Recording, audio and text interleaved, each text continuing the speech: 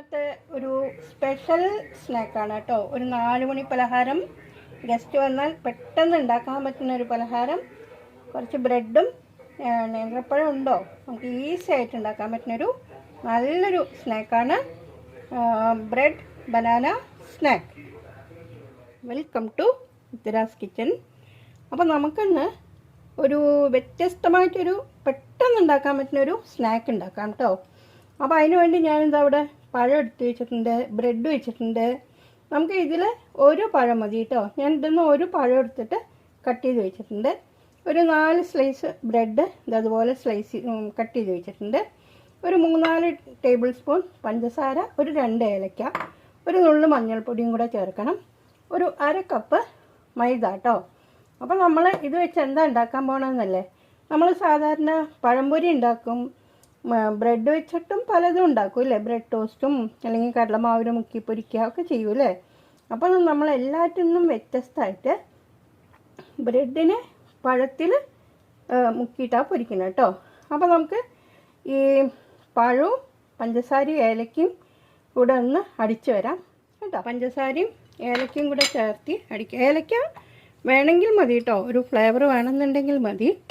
ഇതൊന്ന് അടിച്ച ശേഷം നമുക്ക് ഈ മൈദയും കൂടെ കുറച്ച് വെള്ളം ചേർത്ത് അടിക്കാം. പഞ്ചസാരയും ഏലക്കയും കൂടെ, ഏലക്കയുടെ തോല് കളഞ്ഞിട്ട് ഞാൻ ഇത് കൂടെ ചേർത്ത് അടിച്ചിട്ടുണ്ട്. ഇനി നമുക്കിതിൽ ഒരു നുള്ള് മഞ്ഞൾപ്പൊടി കൂടെ ചേർത്തിട്ട് നമുക്ക് ഈ മൈദ ഒന്ന് അടിച്ചു വരാം കേട്ടോ. മൈദ ഇതിൽ കളിക്കാനും മതി, പക്ഷേ കുറച്ചുകൂടെ ഈസി ആയിട്ട് കിട്ടാൻ വേണ്ടിയിട്ടാണ്. ഇതിലേക്ക് നമുക്ക് ഒരു നുള്ള് മഞ്ഞൾപ്പൊടി കൂടെ മൈദയിൽ മഞ്ഞൾപ്പൊടി കൂടെ ചേർത്തി കുറച്ച് ആവശ്യത്തിന് വെള്ളവും ചേർത്തി അടിച്ചു വന്നിട്ടുണ്ട്. ഇതിലേക്ക് നമുക്കൊരു നുള്ളു ഉപ്പ് കൂടെ ഒന്ന് ബാലൻസ് ചെയ്യാൻ വേണ്ടിയിട്ട് ഇടാം കേട്ടോ. എന്നിട്ട് വേണ്ട ഇങ്ങനത്തെ ഒരു പാകത്തിന് നമുക്ക് മാവ് റെഡിയാക്കാം. നമുക്കൊരു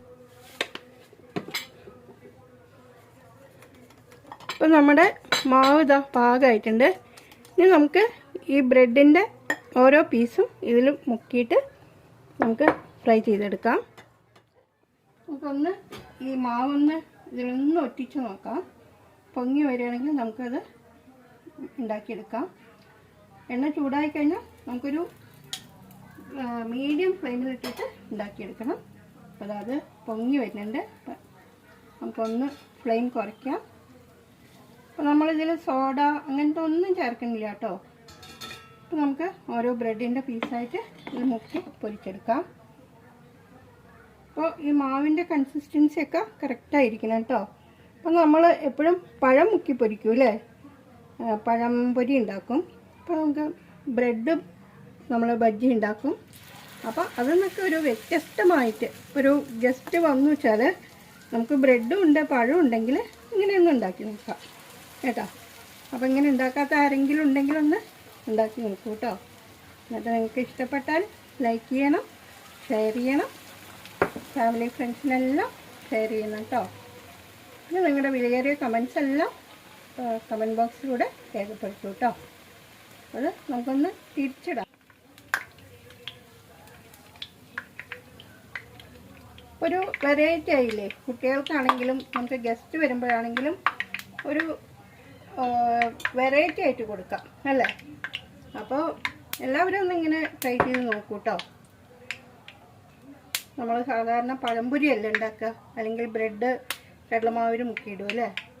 അതിൽ ഒരു വ്യത്യസ്തമായിട്ടുള്ളൊരു സ്നാക്ക് ഇതും അതുപോലെ ഉണ്ടാക്കി. ബ്രെഡ് ഫ്രൈ ഇതാ റെഡിയായിട്ടാവും. ഫസ്റ്റ് ബാച്ച് റെഡിയായി. ഇതേപോലെ നമുക്ക് എല്ലാം ഉണ്ടാക്കിയെടുക്കാം. റെഡിയായി കേട്ടോ. നമ്മൾ എടുക്കുന്ന സമയത്ത് പിന്നെ എണ്ണ ഒന്ന് കൂട്ടി വെച്ചിട്ട് വേണം എടുക്കാൻ കേട്ടോ. അപ്പോൾ നമുക്ക് എണ്ണ കുടിക്കാതെ എടുക്കാൻ പറ്റും. അല്ലെങ്കിൽ ചിലപ്പോൾ നമ്മൾ ഫ്ലെയിം കുറച്ചിട്ടാണെങ്കിൽ എണ്ണ കുടിക്കുകയുള്ളൂ. അപ്പം ഇനി ലാസ്റ്റിലത്തെ ട്രിപ്പ് കൂടെ ആയാൽ നമ്മുടെ ബ്രെഡ് പൊരിച്ചത് റെഡിയായി കേട്ടോ. അങ്ങനെ നമ്മുടെ ബ്രെഡ് പഴത്തിൽ മുക്കി പൊരിച്ചത് റെഡിയായി കേട്ടോ. അപ്പോൾ ഇങ്ങനെ ആരെങ്കിലും ഉണ്ടാക്കിയിട്ടെങ്കിൽ ഒന്ന് ഉണ്ടാക്കി നോക്കൂ. അപ്പോൾ വീഡിയോ ഇഷ്ടപ്പെട്ടാൽ നമ്മളുടെ ഇതൊക്കെ ഇഷ്ടപ്പെട്ടു വെച്ചാൽ ഒന്ന് ലൈക്ക് ചെയ്യൂ കേട്ടോ. അതുപോലെ ഫാമിലി ഫ്രണ്ട്സിനെല്ലാം ഒന്ന് ഷെയർ ചെയ്യുക. പിന്നെ അതിൻ്റെ ഒപ്പം നമ്മുടെ കൂട്ടുകാർ ആദ്യമായിട്ട് കാണുന്ന കൂട്ടുകാരാണ് വെച്ചാൽ സബ്സ്ക്രൈബ് ചെയ്തില്ലെങ്കിൽ ഒന്ന് സബ്സ്ക്രൈബ് ചെയ്തിട്ട് അതിൻ്റെ ഒപ്പമുള്ള ബെല്ലൈക്കണും ഓളും കൂടെ ഒന്ന് എനേബിൾ ചെയ്യണം കേട്ടോ. അപ്പോഴേ നമ്മളിടുന്ന വീഡിയോസിൻ്റെ നോട്ടിഫിക്കേഷൻസ് എല്ലാം കറക്റ്റായിട്ട് കിട്ടുള്ളൂ. അപ്പോൾ വീഡിയോ കണ്ട എല്ലാ കൂട്ടുകാർക്കും താങ്ക്സ് ഫോർ വാച്ചിങ്. ബൈ.